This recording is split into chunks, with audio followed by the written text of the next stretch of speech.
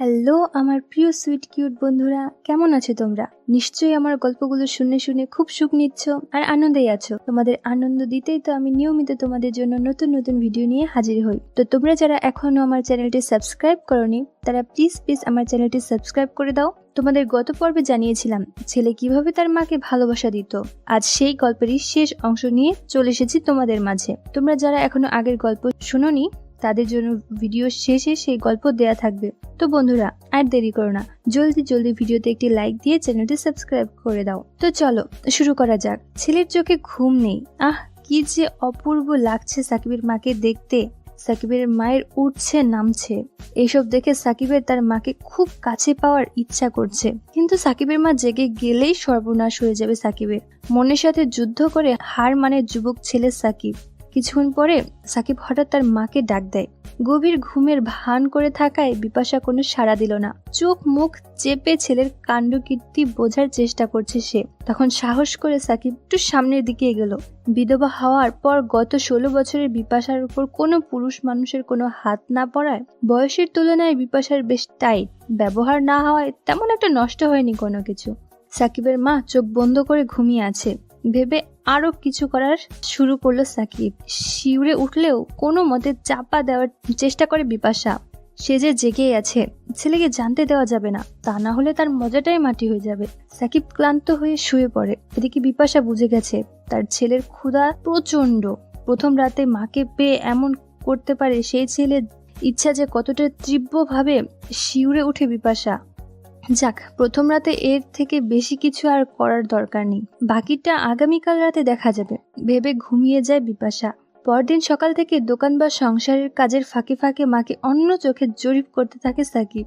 সাধারণত চাকরি খোঁজা বা শহুরে বান্ধবীদের সাথে একান্তে প্রেমালাপ চালাতে সারাদিন ঘরের বাইরে গ্রামের পথে ঘাটে ঘুরে বেড়ালেও আজ আর ঘর থেকে বেরোয় না সাকিব।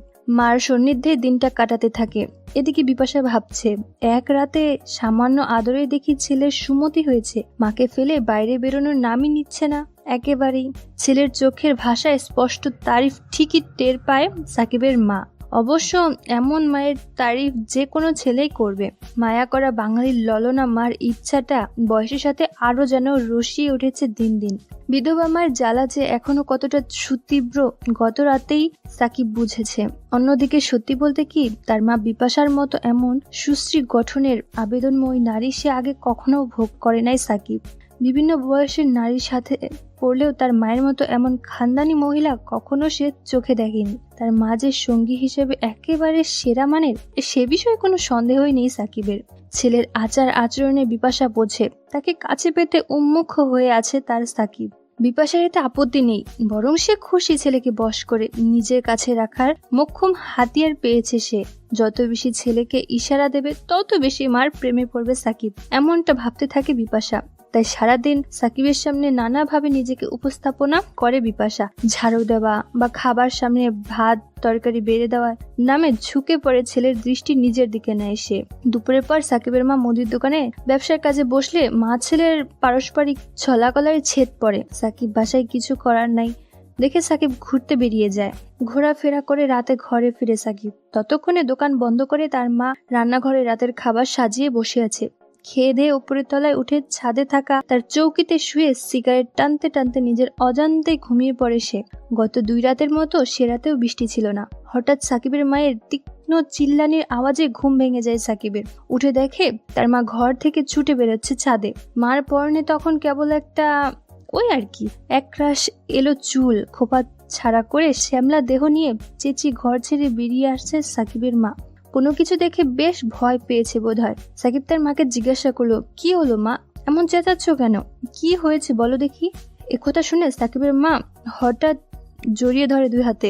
সাকিবের শরীর কেমন একটা শিহরণ খেয়ে গেল। সাকিবের মা ঢং করে বলে, সাকিব বাবা দেখ তো, ঘরের কি যেন একটা আছে কালোর মতো, আমি খুব ভয় পাচ্ছি। মানে মাকে জড়িয়ে ধরতে ভালো লাগলেও ছেলে মাকে ছাদে রেখে মার ঘরের ভেতরে যায় ব্যাপারটা দেখতে। মার ঘরে আলো জ্বালিয়ে ঢুকে দেখে মার বিছানার তলায় একটা কালো হুলো বিড়াল। বিড়ালটাকে তাড়িয়ে দিয়ে সাকিব তার মাকে জিজ্ঞাসা করে, বিড়াল ঢুকেছে তোমার বিছানার তলে, তাতেই এত ভয়? তোমায় কতবার বলেছি দরজা ঠিক করে বন্ধ করবে। সাকিবের মা কপট রাগ দেখিয়ে সাকিবকে বলে, তুই হাসছিস? আমি তো ভয়ে মরেই যেতাম। ভাগ্যিস তুই ঘরে ছিলি। সাকিব বলল, কেন মা? এতদিন তো আমি ছিলাম না। গত 16 বছরে তোমার একলা ঘরে ভয় করেনি বুঝি? সাকিবের মা উদাস হয়ে বলে, এতদিন বিধবা থাকার কষ্টে জীবন আর ভালো লাগেনি রে বাবা। এখন তুই এসেছিস যখন, সব বিপদে আপদে আমাকে আগলে রাখবি তুই। সাকিব তার মাকে বলল, তা তো বটেই। এখন আমি আছি মা, তোমার কিছু হতে দেব না আমি।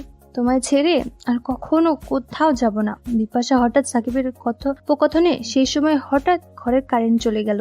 সাকিবের মা আবার ভয়ে আঁতকে উঠে ছেলের বুকে ঝাঁপিয়ে পড়ে, তাকে জড়িয়ে ধরলো। এবারের মা ছেলের আলিঙ্গনটা একটু অন্যরকম ছিল। সাকিব তার মাকে বলল, এখন থেকে সবসময় আমি তোমার পাশে থাকবো মা।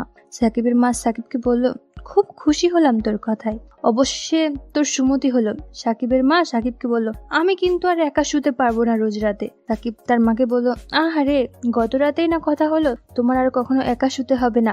বাবা নেই তো কি হয়েছে, আমার কাছে রোজ রাতে তুমি ঘুমাবে, তোমায় আঁকড়ে ঘুমাবো আমি। আর এভাবেই চলতে থাকলো মা ছেলের ইচ্ছা পূরণ। তো বন্ধুরা, আজকের গল্পটি তোমাদের কেমন লাগলো ফেসবুকে মেসেজ করে আমাকে জানিয়ে দিও।